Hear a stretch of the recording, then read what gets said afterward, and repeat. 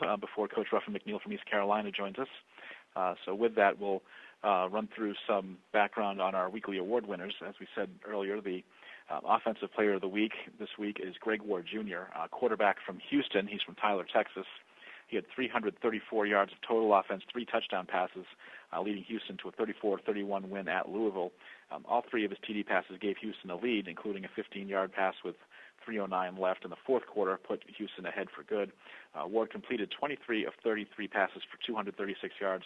He added 98 rushing yards on 21 carries as well. Defensive Player of the Week for the second straight week is Temple linebacker senior Tyler Matakevich from Stratford, Connecticut. He led a defensive effort that forced 5 Cincinnati turnovers as Temple won 34-26 in the conference opener. Matakevich had 13 tackles and 2 second-half interceptions, including a pick in the end zone with 13 seconds left, which clinched the win. And again, we have 2 winners of our Special Teams Player of the Week award this week.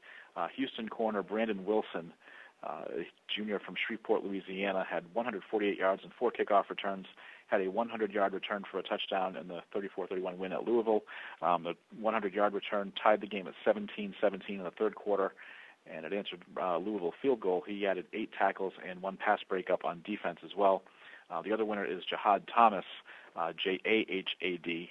Thomas, junior running back from Temple from Elizabeth, New Jersey. Thomas set an American Athletic Conference record with 342 all-purpose yards.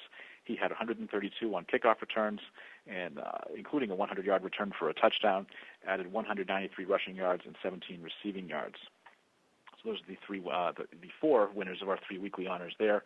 Our 5-man weekly honor roll consists of UConn quarterback Bryant Sheriffs, Houston safety Trevon Stewart, Memphis quarterback Paxton Lynch, SMU quarterback Matt Davis, and Tulsa running back Zach Langer. And we should have Coach Ruffin McNeill from East Carolina on the line shortly.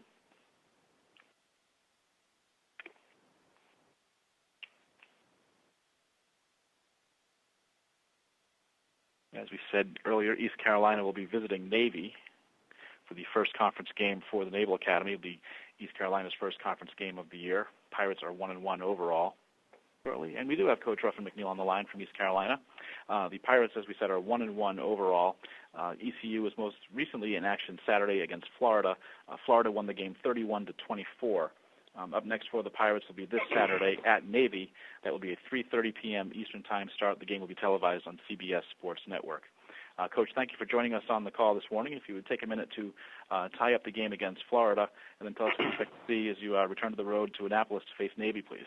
Okay. Well, I thought, anytime you go on the road against a team like a Florida team, very talented team on the road, there's little margin for error when you play a team like that. And I thought on offense, we threw the ball downfield, which is what we knew we would have to do, and challenge the coverages, and thought we did a great job of making competitive plays in the passing game, especially from our kids. We talked about having to make competitive plays really throughout the rest of the season against the talent that we faced, but our conference talent and out-of-conference talent. But I thought we did a good job of making competitive plays on offense. And then I thought we fought to the end of the game. We never gave up, and we gave ourselves an opportunity to perhaps change the outcome of the game.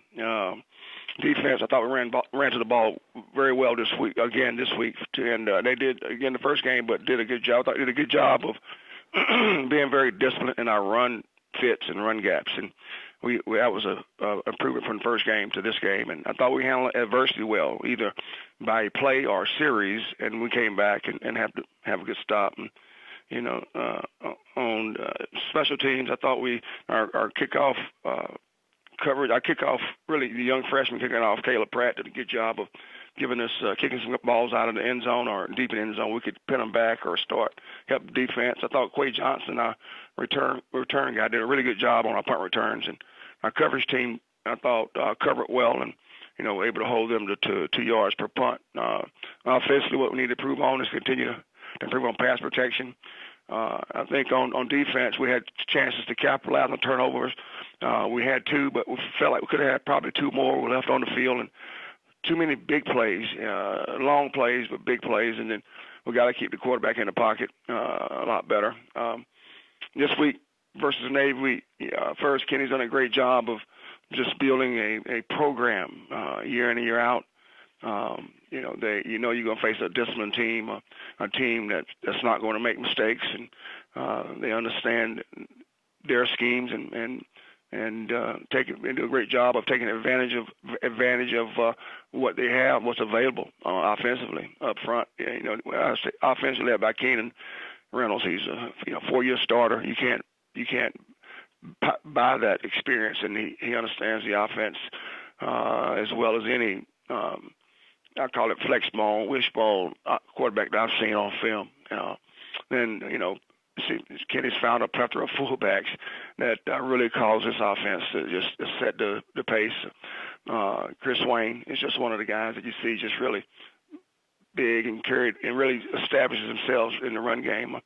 Always good slot backs, and Brandon Sanders is one of them, but they got a host of those, a plethora of slot backs and halfbacks. And wide receiver with Jameer Tillman up front, led by E.K. Benz, just one of those guys that lead the point. But you can pick out any one of those guys up front. So very physical football team. I think with their defensively, Brendan Clements stands out immediately when you see him. Defensive back, you see him very solid tackler up front with Will Anthony.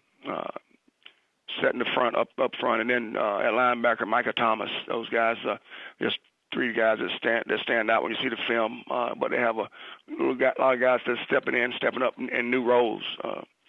Special teams is just like their whole team. They're ranked first in the league, and kickoff coverage team, and also in punting average, able to punt the ball, give their defense great field position. And I mentioned Brandon earlier, but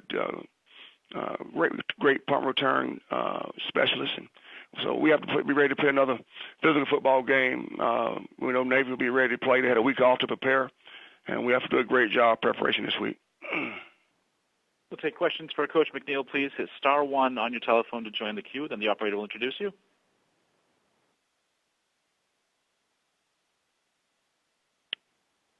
And again, *1 for questions, please, for Coach McNeill.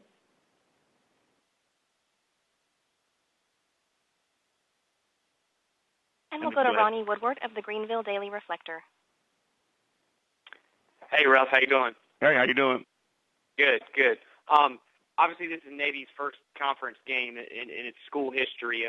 What do they bring, generally, what do they bring to this conference?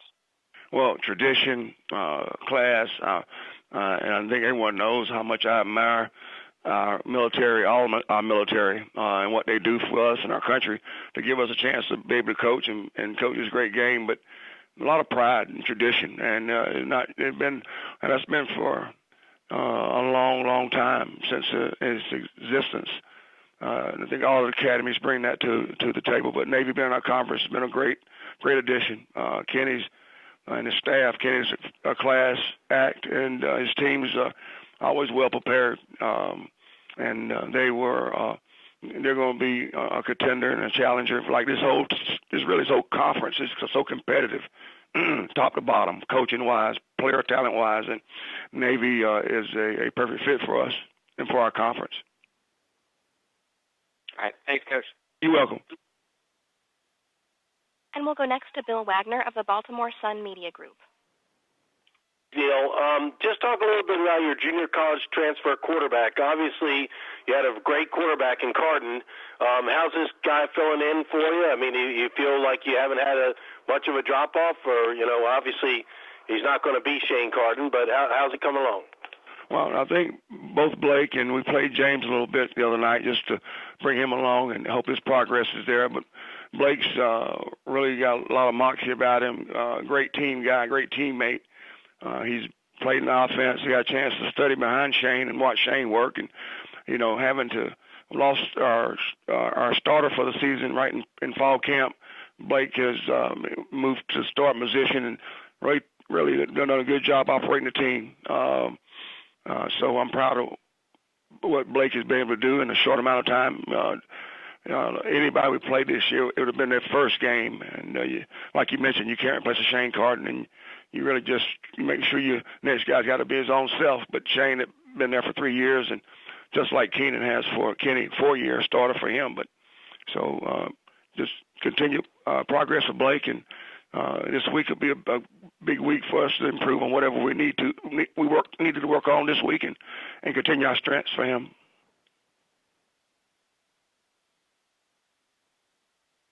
And we'll go next to Shannon Green of the Orlando Sentinel.